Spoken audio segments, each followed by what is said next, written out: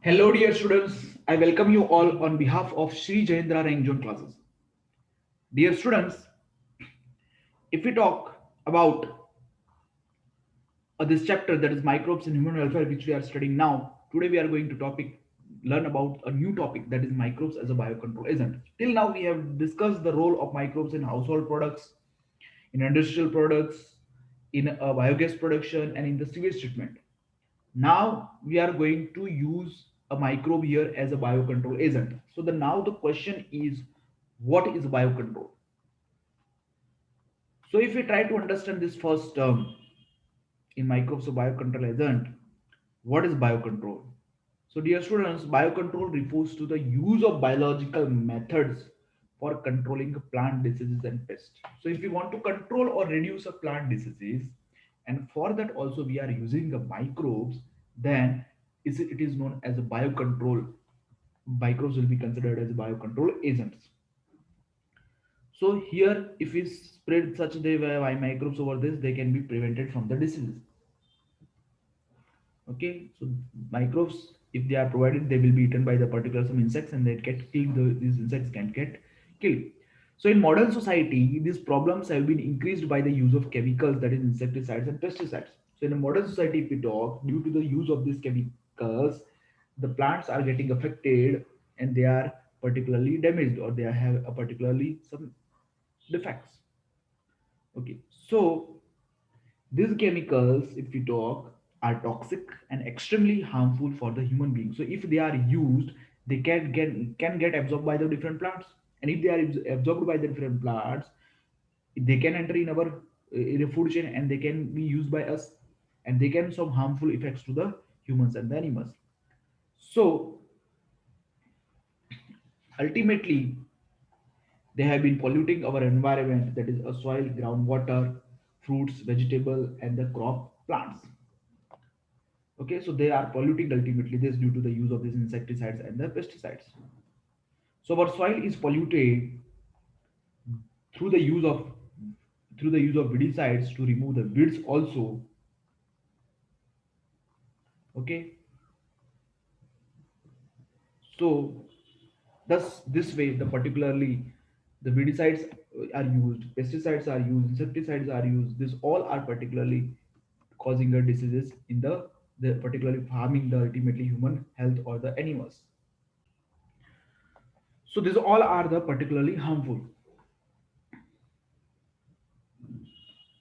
So this conventional farming practices, if we talk, which often use chemical methods to kill useful and harmful life forms both. They use or and kill the useful and harmful life forms of the particular soil or particular area indiscriminately. So this is a holistic approach, means generalized approach that seek to develop an understanding of the web of interaction between. So it need to get a understanding of a web of interaction between the myriad of organisms, means between the group of organisms that constitute flora and fauna. So if the interaction will be studied better way, there is no need to use a directly this fungicide and pesticide. We can use the particularly targeted pest or targeted microbe that can remove that particular harmful plant, or that can we can get rid of this. This is like this. So this is the conventional things. Now in this, if we talk about a biological control of pests and diseases, it is known that in agriculture there is a method of controlling pests that relies on the natural predation than the chemicals. Okay, agricultural field, if we talk, the natural predation. Suppose some insect is there in the, or some pest is there in the field and it is infecting that particular plant. What we can do, we can introduce a predator of that particular insect in that area. That predator will eat that insect and our field will be devoid of that particular pest. So in agriculture, this method is used for the controlling the pest, and natural predation is used here. Now,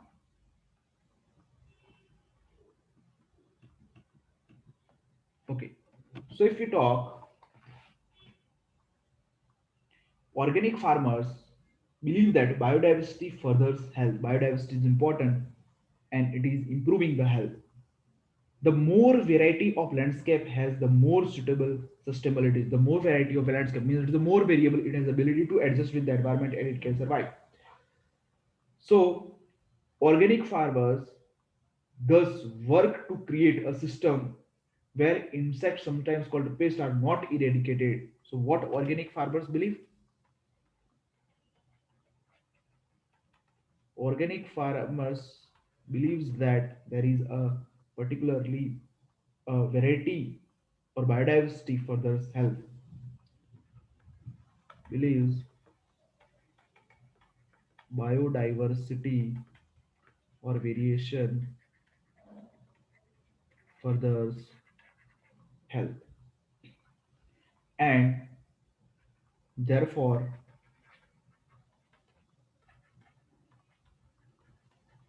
organic farmers work to create a system where the insects that are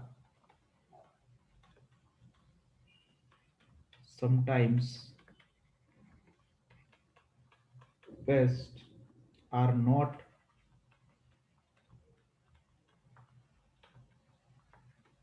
eradicated but instead are kept at manageable level,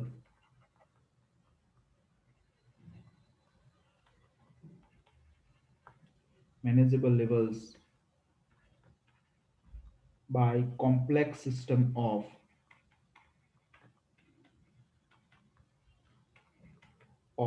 checks and balances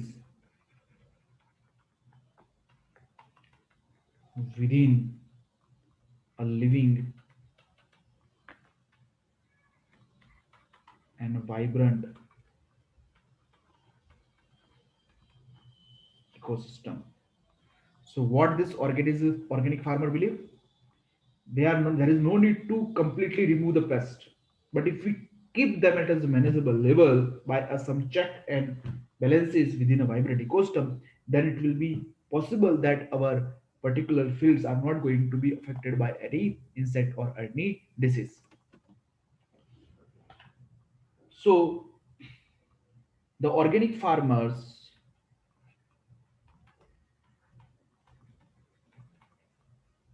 hold the view that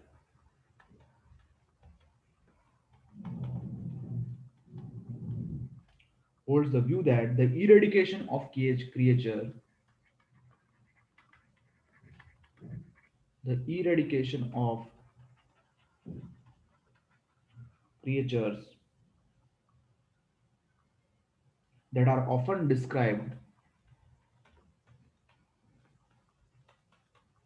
that are often described as pest is possible is possible but is undesirable.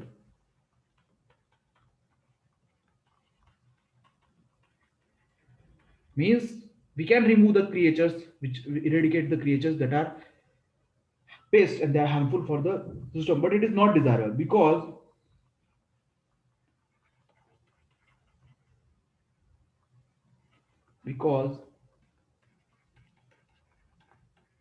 without them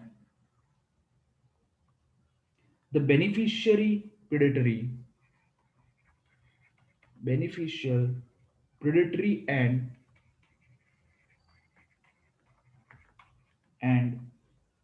parasitic insects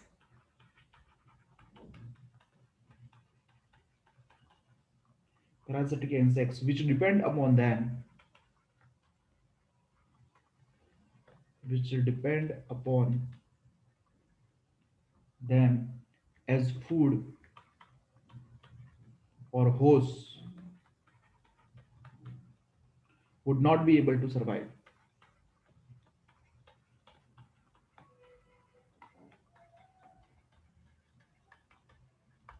Okay, so here organic farmers, if we talk, they hold this view that if we remove some creatures which are pest and which are harmful to our plant, but suppose some beneficial insect which is required for this plant is dependent on this pest. So if we remove this pest, the beneficial insect, beneficial predator or a parasite will be also removed due to the deficiency of the food. So in such a way also our plant can get affected. So thus the use of biocontrol measures is necessary.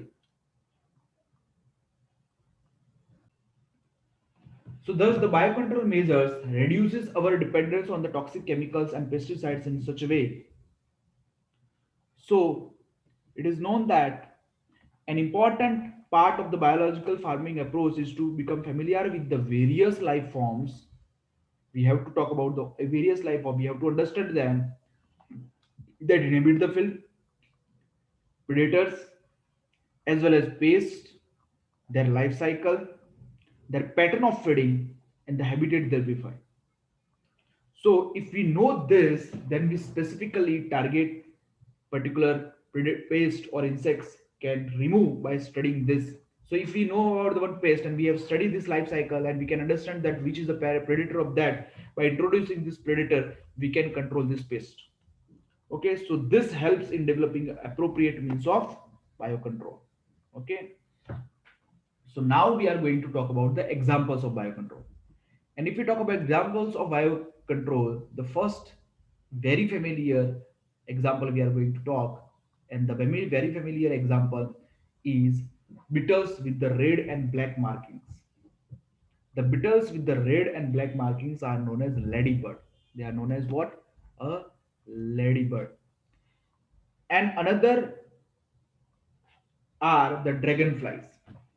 Now these ladybird are used to get rid of aphids, and these dragonflies are used to get rid of mosquito. So we have written that the ladybird and dragonfly are useful to remove or get rid of aphids and mosquito respectively. So this is the one of the first example which can be used for the dragonflies and ladybird. You remember which are the biocontrol agent, biocontrol organism for ladybird, aphid, for mosquito, dragonfly. And you can see this is the ladybird, this is the aphids, this is dragonflies, and these are the mosquitoes. Now, an example of the microbial biocontrol agent that can be introduced in order to control butterfly caterpillars. Okay, if you want to control the butterfly caterpillars, then the biocontrol is microbial, and that is bacteria, that is Bacillus thuringiensis, which is often written as BT. So this is the biocontrol agent of this caterpillar. Now it is known that, see, this is the caterpillar, okay, and the Bacillus thuringiensis are the bacteria. Now these are available. This particularly Bacillus thuringiensis is a bacteria. It is available in the sachets as a dried spore, and which is mixed with the water and sprayed onto a vulnerable plants. So whichever the plant which is getting infected by the caterpillars, we can spray this dry spores of this bacteria, and in the sachets which is available in the sachets, we mix with the water and we spray on these vulnerable plants. And the vulnerable plants are brassicas, okay, and fruit trees, where these are eaten by the insect larva. Okay, so when this particular sprayed spores of the sachets are eaten by the insect larva, in the gut of this larva, this toxin is released, and this toxin, due to this toxin, the larva get killed. So if the caterpillar larva is killed by the eating of this spores of this bacteria, okay, or then these caterpillars are avoided. So this will kill the caterpillars. The bacterial disease will kill the caterpillars, but leave other insect unharmed. Okay, because this bacteria will cause a disease in caterpillar and will cause the death of this caterpillar, but the other insect remain unharmed. In such a way, this particular biocontrol is carried out. It is also known as, because of the development of method of genetic engineering in the last decade, the scientists have introduced the genes of Bacillus thuringiensis toxic genes into the plants, And when we introduce these genes into the plant, such plants get a resistance against the attack of this insect and pest. And such plants are resistant to the insect and pest, and we can call these particular plants are the bt cotton and bt brinjal. These are two such examples which was developed. See, this is a bt cotton, this is bt brinjal. These are resistant to the attack of insect and pest because in these the this particular gene which produce a cry protein is present in this bt cotton and bt brinjal. So this will not if this will be eaten by the insect are going to die. So the insect will need not prefer to eat this. So it is being cultivated in some states of our country as well. Now after this, if we talk about another example, then we take another example as a microbial agent, that is a fungus. Now here the fungus which we are going to talk, that is trichoderma, and it is also used to control the plant diseases. Okay, so this is the trichoderma and which is used to control the plant diseases. It is known that Trichoderma species are free-living fungi and that are very common in the root ecosystem. They are free-living fungi and they are common in root ecosystem and they are effective against the plant pathogen.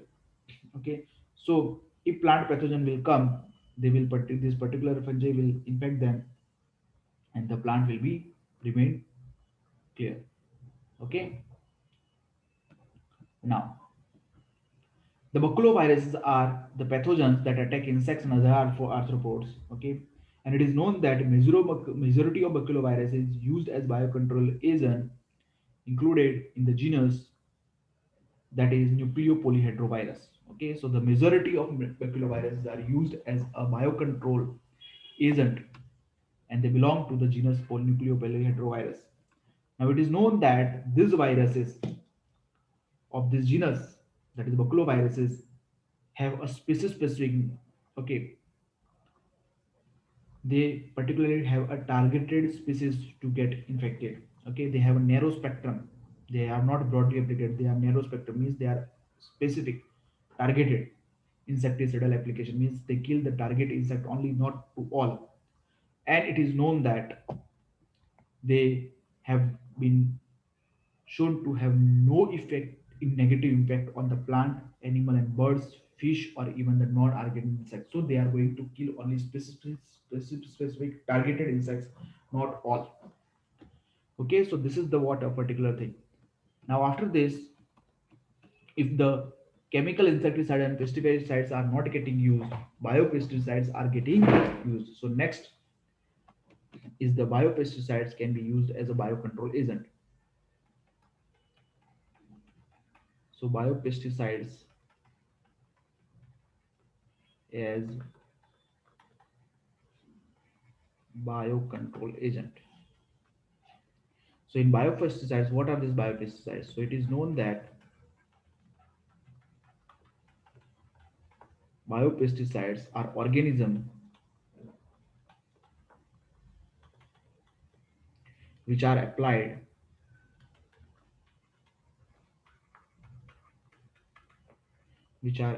to destroy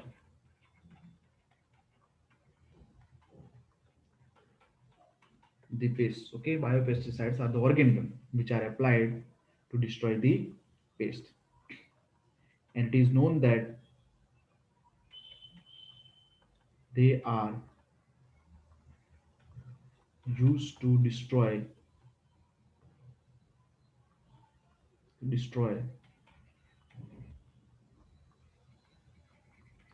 weeds and insect pest. So the two basic type of biopesticides are: number one, bioherbicides, and second, bioinsecticides. So here organism will be used. So in these bioherbicides, what we'll do? We are going to use some organism which are going to remove the weeds. Okay, so these bioherbicides that remove weeds or control weeds. whereas bioinsecticides will control insect. So now we need to talk about the examples of the bioherbicides and the bioinsecticides. So first, if we talk about the first one, that is bioherbicide, then it is known that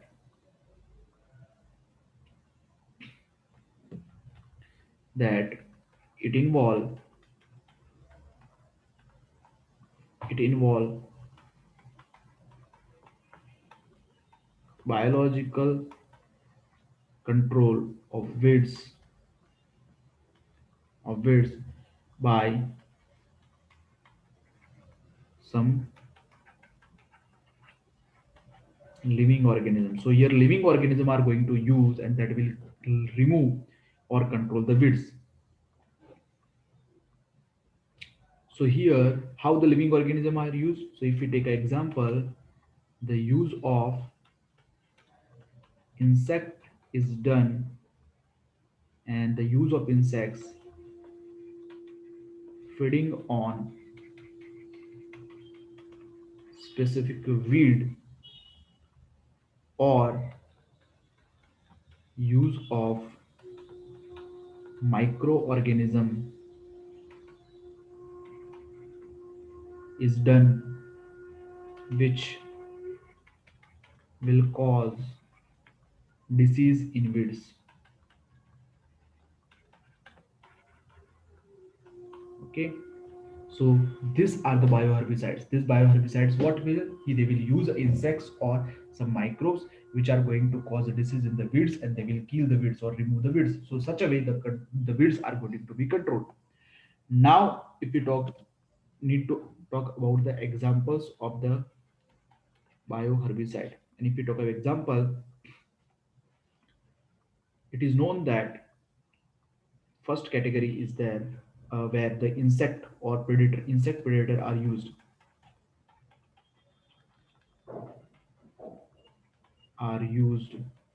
to kill the weeds. And insect predator, it is known that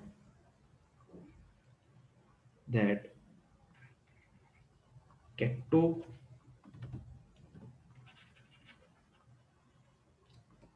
in insect predators, it is known that cactoblastis, cactorum, which is cochineal insect,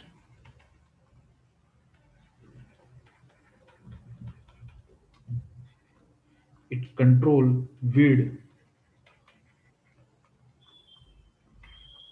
opuntia, and we know that opuntia is prickly pear cactus. And apart from this, the second example is chrysolina beetles. This chrysolina beetles control the weed Hypericum perforatum, and this Hypericum perforatum in USA it is found, and it is also known as Kalmathweed. Okay, so this Kalmathweed is controlled by the Chrysolina beetle. So here insects are used as a predator to remove or control the specific weeds, and these are the two examples. Now when the microbes are used to remove these weeds, here mycoherbicide is used, because the microbes here which are used, that are fungus or fungal spores, are used as herbicide. So the example of the bioherbicide to remove the weeds. And here if we take example, then it is known as spores of fungus Phytophthora infestans, okay, which are known as divine. They are available in a market. Its spores are available in the market in the sachets in the name of divine. And it is known that this divine is first mycoherbicide or bioherbicide. First mycoherbicide or bioherbicide. And it is known that these spores are used to control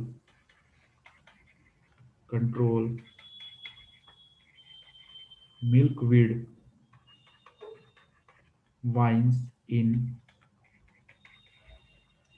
citrus orchards. Okay. Then apart from this, the second is spores of coletotrichum coletotrichum gliosporoides. This coletotrichum gliosporoides are known as colego, means they are available in market as a colego, and it is known that this control weeds, that is northern joint vetch in rice field. Okay, after this, the next is the spores of fungus Cercospora rhodmani. These are used to control water hyacinth, that is terror of Bengal or Euphorbia crassifus in Florida, USA. Okay, so this way, these are the particularly bioherbicides because the insects predator or the microbes like fungus spores can be used to kill the weeds or remove the kills. And these are some of the examples of the bioherbicides. Now we are going to talk about the bioinsecticides. And when we talk about the bioinsecticides, these are living organisms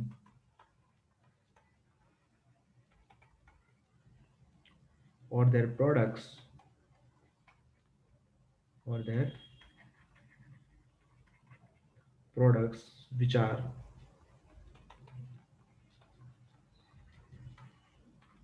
able to kill or repel specific insect. So they are able to kill or repel the specific insect, then this living organism are going to repel or kill the insect. Because of this, they are known as the bioinsecticides. And if it for this to removal of the insect or space, the living organism are used. And here, if we take example, then first is the sterilization technique are used to remove the insect. So in sterilization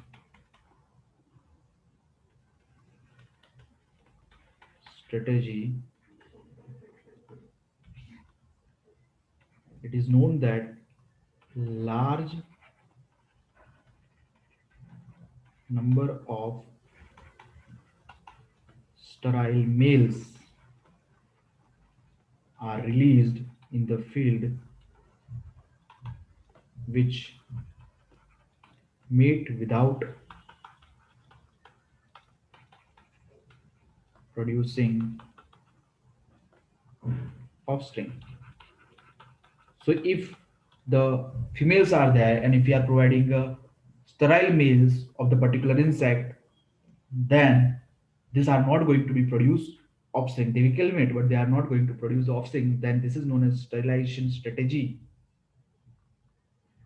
Okay, and the example of the insect in which the sterilization tech strategy is used to control the insects by using this living organism, that is screwworm. In this sterilization technique is used, and the scientific name of it is Cochleomya hominivorax. Okay, in this particular technique is used. Now after this, the second technique is insect hormone or pheromone. Use of insect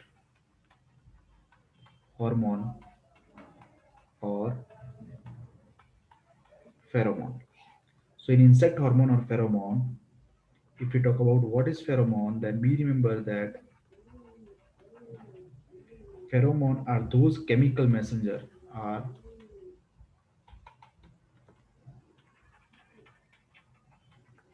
chemical messenger which help in communication,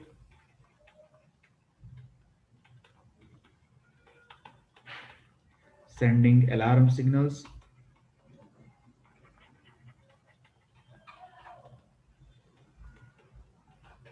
marking trails, or for attracting males. Okay. So here the pheromones are the chemical messengers. They are helping to for the communication, for the alarm signal, for the marking trails. I hope you know that when ants are there, ants are run one by one in a one line. They will move or they locomote. Why? Because one ant will release some pheromone that will be by using that pheromone, the another ants will follow that the first ant in such a way that they form a line of ants will be observed. Okay, so that is due to this pheromone. So now in this insect hormone or pheromone, first the pheromone trap are used, and in pheromone traps it is known that this trap attract male. This trap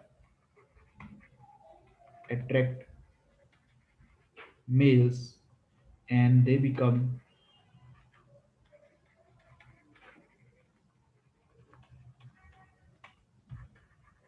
unavailable for reproduction. The second is confusion technique. In confusion technique, the paper strips of pheromone are spread all over the field, so males can no longer see. Suppose this is the particular field. In this, we are putting a strips, and these are the paper strip with pheromone.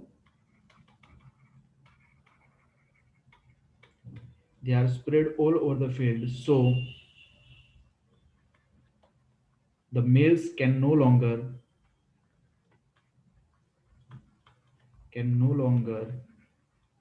locate female. And if they will not locate female, the reproduction will not occur and the offspring will not be produced. And the third technique in this is the molting hormone.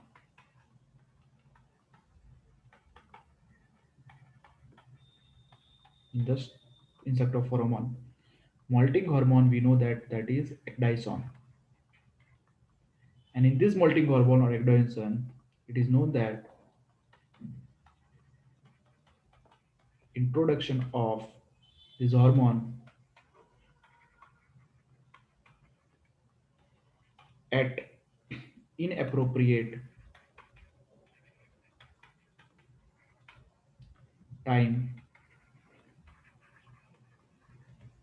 result in early death of insect and pest. In such a way, the insect pest can be removed by the use of this particular living organism. And the third category is use of natural insecticides to kill the insect or pest.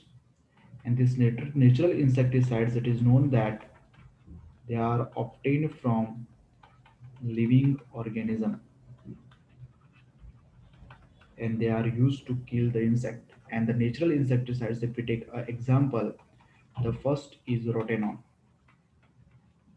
which is obtained from the roots of Deris elliptica. Then second natural insecticide is nicotine, which is obtained from the tobacco. Then third is the azadirachtin, which is obtained from the neem leaves. Fourth is pyrethrum and cinerin, that is obtained from the chrysanthemum cinerifolium. And the fifth is thurioside, that is obtained from the bacillus thuringiensis. These all are the natural insecticides which are going to kill the insects. Okay, so this is what all about the what use of bioinsecticides. Okay, or biopesticides and bioherbicides and bioinsecticides. So this is the, all over biopesticides is over. Okay, now apart from this, some other techniques are also used as a biocontrol agent. So other techniques of biocontrol agent, and in this the first is the transgenic crop production. And it is known that transgenic crops, these are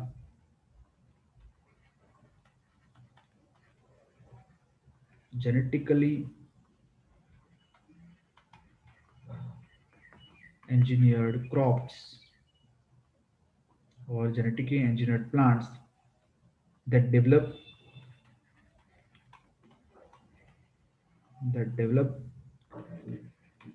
resistance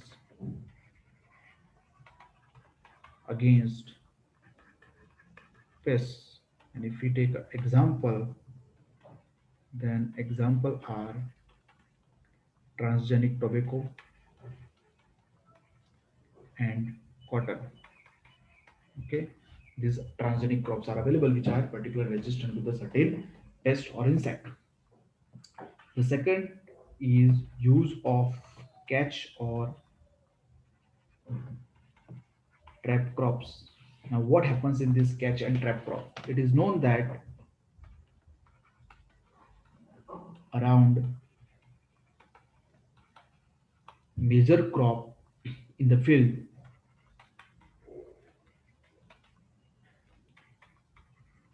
some early growing crop,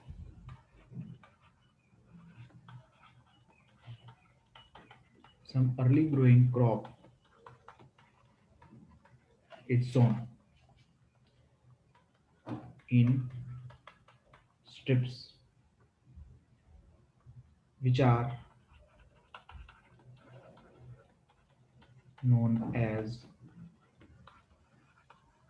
catch or trap crops. So these early growing crops are known as catch or trap crop. Now what will happen further?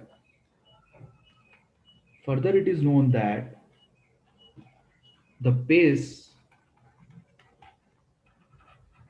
get attracted towards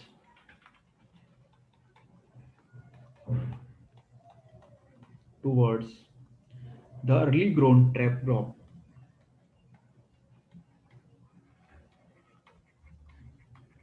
the early grown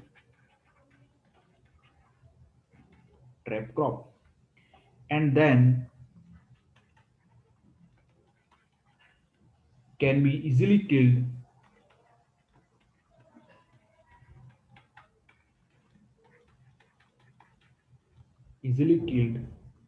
by cutting and destroying trap crop. So the insects are come and attracted towards the early grown trap crop. They attach with them, and at the same time, if we remove this trap crop from this field, Along with the trap crop, these particular insects are also removed. So example of good example of trap crop if we take, that is vindi or okra, which is sown around cotton fields,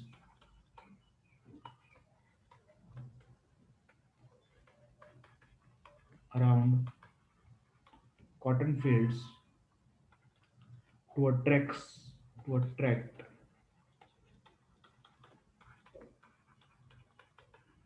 jacids and spotted bollworm. Okay, so here bindi can be used. If we talk about another example, then sesame is also a good trap crop. So sesame is trap crop and it attract red hairy caterpillar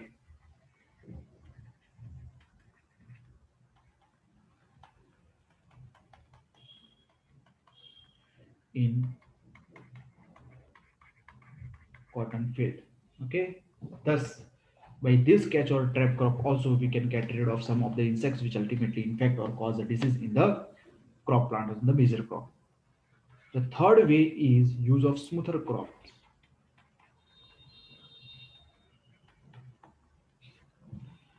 Now smoother crops are the crop which do not allow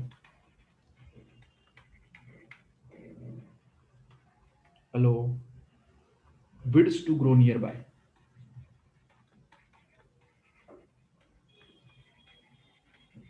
Weeds to grow nearby. And the example is barley, rye, sorghum, sunflower, alfalfa, soybean, millet, marigold, etc.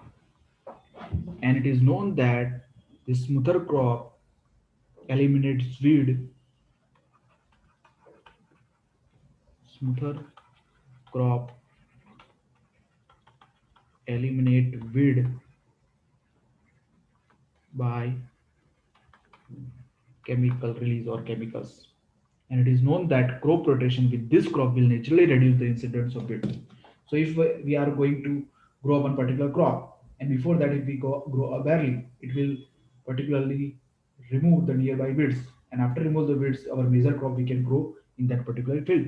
So crop rotation, that is a rotation of the crop in the same field after a certain period of time, will eventually or naturally reduce the incidence of this weeds. Now it is next. It is also known as fourth technique, that is sporin.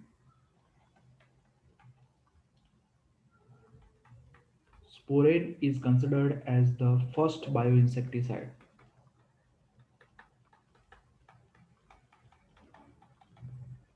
First bioinsecticide that is based on BT. And one data you should remember that agricultural loss due to pest is about 30%. It is about 30%. So we should remember this particular data. Okay, so this is all about what biocontrol is and why biocontrol isn't is necessary. What are the examples and how we can remove the pest and all this that is important that we have discussed. Now, this is especially desirable when beneficial insects are being conserved to aid in an overall integrated pest management. So now we are going to talk about the next topic, that is IPM. And IPM, if we talk, that is integrated pest management program. Now, in this IPM, it is known that it is desirable when beneficial insects are being conserved to aid in the overall integrated waste management program. Okay, when an ecologically sensitive area is being created, when ecologically sensitive area is repaired, means these additional insects are important for the ecosystem. Then we have to take important beneficial steps. Okay, now it is known that in the integrated pest management, sustainable pest management is otherwise known as integrated pest management, and this IPM, or we can call it as a sustainable pest management. Sustainable pest management. Okay, it is the integration of tactics or techniques for control of control of single pest on one or more crops. Okay, so it's the integration of tactics or techniques we can integrate in such a way that we can control a single pest which is dependent on one or more crop. So it is known that this IPM is applied in agriculture is ideally the use of most effective IPM. It is known that it is applied in agriculture. In agriculture is ideally the use of most effective, the use of most effective, economical, safest, ecologically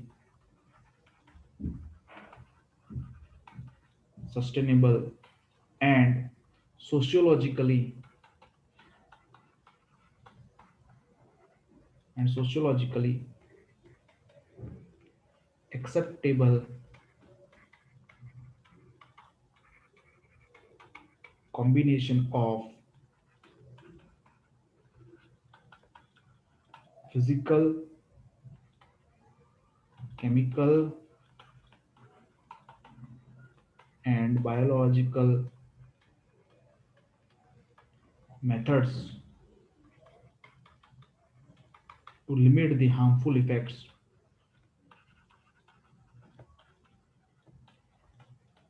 to limit the harmful effects of crop pests. Okay, so IPM, if we talk, it is applied in agriculture is ideally the use of most effective, economical, and safest, and ecologically sustainable and sociologically acceptable combination of physical, chemical, and biological methods to limit the harmful effects of crop pests. So, if we talk about the overall objective, then it is known that the overall objective of IPM is to create and to maintain situations,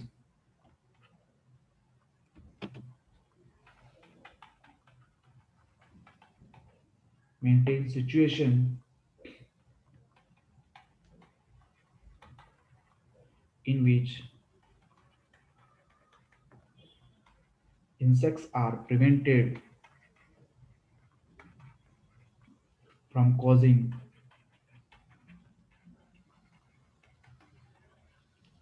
significant damage to crop.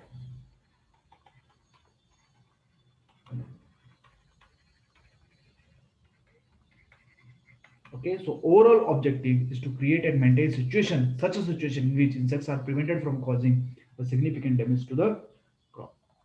And in this, The number of tools and components have been successfully used for the IPM in several crops, and it is known that IPM include use of pest resistant, pest resistant or tolerate varieties, predators, and pathogens. Then use of parasite,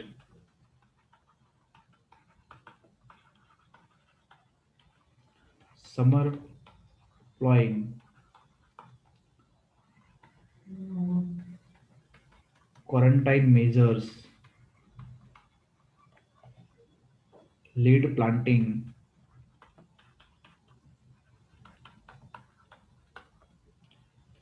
use of pesticide, controlled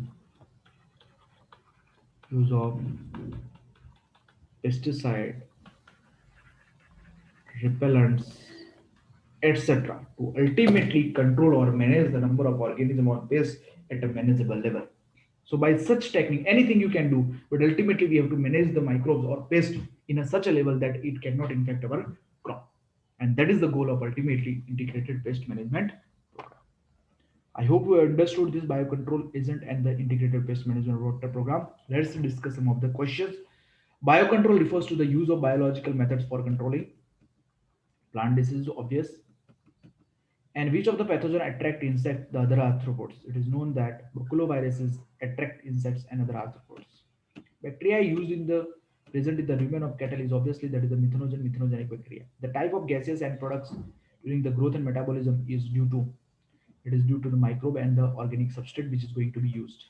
Okay, so that is all about the biocontrol agent. I hope you understood. This is the one of the important topic, and you should go to thoroughly. Okay, thank you everyone.